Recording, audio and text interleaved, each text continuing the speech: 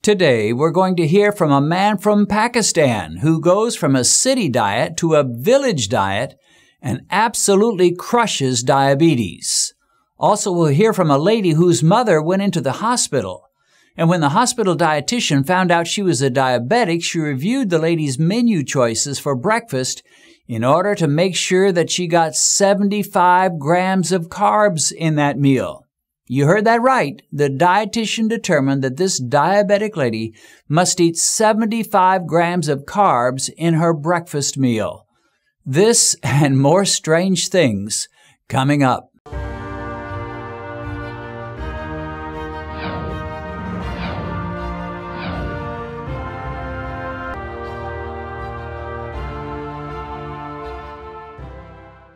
Here's another comment. My elderly mother, here's another one about a mother, was admitted to the hospital after falling in her home yesterday. She is a type 2 diabetic. When the nurse explained to her this morning how she could order her morning meal from a menu of options, she explained to the dietitian, the nurse explained to her that the dietitian was going to review her order. Okay, the mom is a diabetic. She's in the hospital from a fall, and they find out she's diabetic. So the nurse comes in and says, our dietitian is going to review your menu options and make sure you have 75 grams of carbs for your meal. That was just her morning meal. This person says, I was astounded. A dietitian, the mom says, I want this, this, and this. The dietitian comes in. Okay, does she have her 75 grams of carbs? Oops, oh, she only has 50. Excuse me, you'll have to eat a few more carbs, ma'am.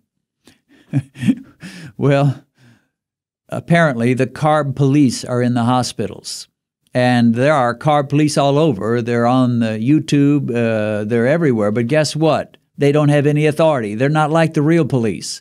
And if you cut your carbs, there is no carb policeman that's going to come into your house and arrest you and haul you off to jail. So we don't have to listen to those carb police. And we shouldn't listen to the carb police. They're not real police. They're fake police. And they'll scorn you, they'll mock you, they'll tell you that your high-fat, low-carb diet is going to kill you from heart attack or whatever. Just don't pay too much attention to those carb police. Don't pay any attention to them. Okay, another comment. Thanks for all you do, Dennis and Benedicta. In 2 months, I've lost 42 pounds, and my daily blood sugar is looking steady. Wow. Some of this, it's just almost unbelievable. But I do believe it because I hear it so often. In 2 months to lose 42 pounds? I mean, there are people struggling to lose 5 or 7 or 10 pounds that just can't hardly do it in a year, in 2 years, in 3 years. This person in 2 months loses 42 pounds and again, almost certainly not even trying. Blood sugar looking steady, no medication involved, just doing the low carb, 1 meal per day most days. Can't wait for next month to find out my new A1C number. And that's another thing I hear so often in the comments. I can't wait to go to the doctor. I can't wait for my next test. I can't wait for my next glucose test. That is so thrilling to me. I can't wait. Why can't they wait? They're excited because they know they're winning. Winning is a tremendously exciting thing. There's a euphoria involved in beating the monster of diabetes. And when you first hear the D word coming from the doctor, you have diabetes, ma'am, sir, you have diabetes, it is the scariest thing in the world. And for a while you think I'm helpless. My brother doesn't have it, my neighbor doesn't have it, my coworker doesn't have it, and I have it. Why am I so unlucky? Oh, woe is me. And you just lose hope and you just feel so bad about your situation and it all seems so entirely hopeless. But when you begin to find out that you have a tremendous say in the numbers that are going to show up in your A1C score and your fasting glucose numbers, and technically whether you're a diabetic or not, you have the say by changing your diet or not changing it. And then you begin to change it and you see those numbers going down, you get so excited. You get thrilled. There's a euphoria. It's almost like a high from a drug. You're so excited over winning. Everybody loves a good David and Goliath story. And diabetes is the Goliath. It's big, it's bad, it's dangerous, it's ugly. You know, if you know the story from the Bible, Goliath taunted David. Goliath mocked David, told him how he was going to kill him and feed his flesh to the birds, and he was just mocking him. And to me, that just represents diabetes to some extent. Diabetes is mocking us, telling us you're going to die, you're going to have your legs cut off, you're not going to have a good life, you're not going to have a long life. And when you start to beat it and you start to see the victory come and the numbers go down, there is a euphoria. And it is so exciting. I can't wait, this person says, for my next test. Well, I have a feeling that next test is going to be great. Okay, here is another comment. This one from somebody in Pakistan. I just love that.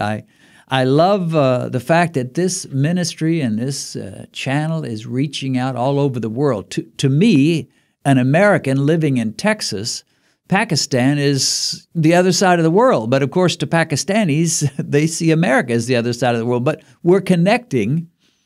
And there is a certain brotherhood among diabetics. We all have the same enemy that's attacking us. And so anyway, this person lives in Pakistan, obviously from a different culture than me, different people, different language, so many differences, but we have a common enemy.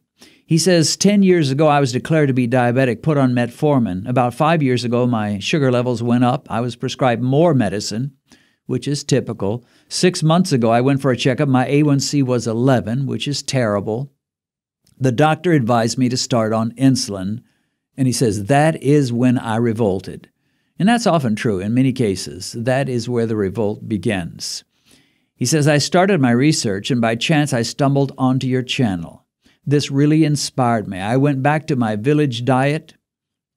Okay, I went back to my village diet. In other words, he had gone to a city diet with lots of sweets and lots of pastries and all kinds of junk food.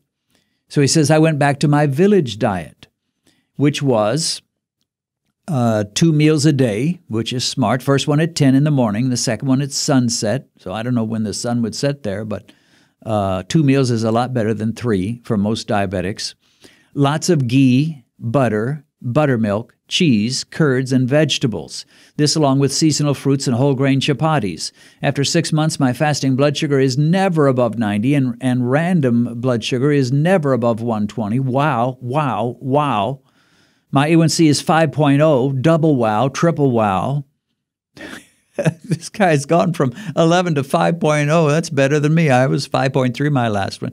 Additionally, I've lost 15 kilograms and 4 inches from my waistline. Thank you for being an inspiration. This is so awesome.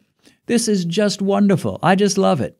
Now, this guy isn't doing things quite the way I do it. You know, he talks about eating whole grain chapatis. I would, you know, if it was me, I think I'd give up on them almost altogether. But you got to eat something. And apparently this man is a vegetarian because he doesn't mention meat at all. He will eat the butter, the ghee, the milk, the dairy, and a lot of vegetables. But, and again, he talks about seasonal fruits. You know, I rarely touch fruits except for berries. But it's working for him. You know, he's cut his carbs way down. Maybe not down as far as some of us do, but it's working. And all I can say is thank God.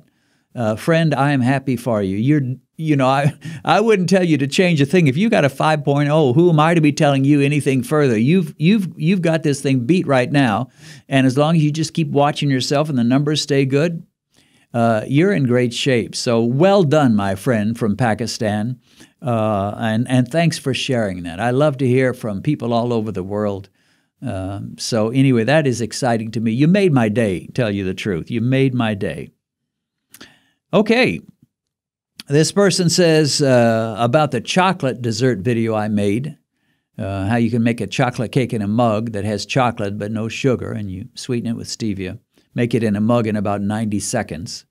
So he says, tried this tonight, loved it. My sugar stayed still. Thanks again. All right, it's a short comment, but the thing I wanted to highlight was, he says, my sugars stayed still. I tried the dessert, and, you know, that's what we do. We try things.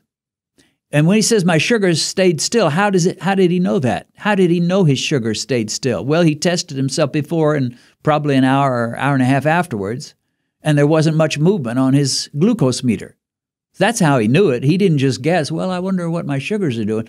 He tested himself, he saw it, and he said, this is working for me. And so that's exciting, and that's the way you do it. Don't take my recommendations. I recommend different foods, but for some of you, it'll work beautifully. For some, it might not, but test yourself and see. And that's what we have to do.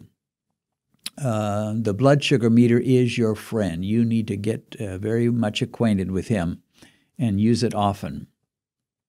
All right, this person says, went to the doc yesterday, A1C 5.8.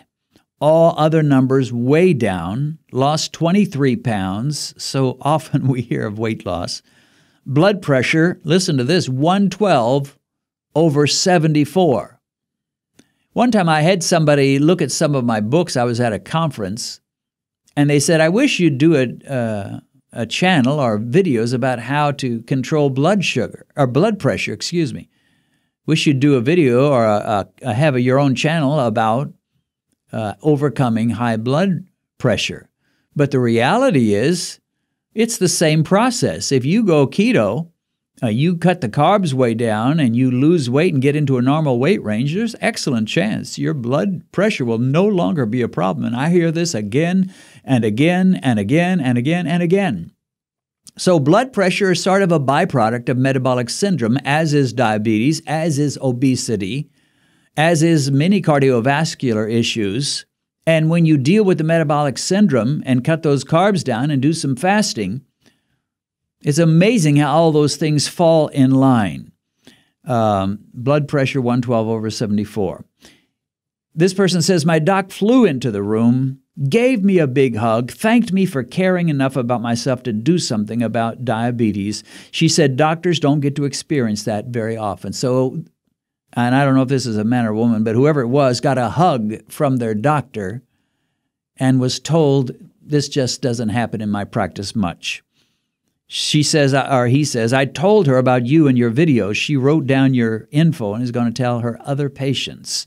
What a great day that was. Now she says, keep it up. How great is that? A hug from your doctor. She's telling you to keep it up. That doctor was smart enough to know, and as we said earlier about pragmatism, pragmatic enough to know that when something works, it works. And the blood pressure went down, the diabetic numbers went back to normal. Awesome result, gets a hug from the doctor and is told to keep it up. Awesome, awesome, awesome. All right, well, that's it for now. I hope you enjoyed that. If so, give it a thumbs up and be sure and subscribe so you'll be notified when we post a new video. Click the subscribe button, then that bell icon, and that way you'll get notifications saying Beat Diabetes has posted a new video. God bless. See you again soon.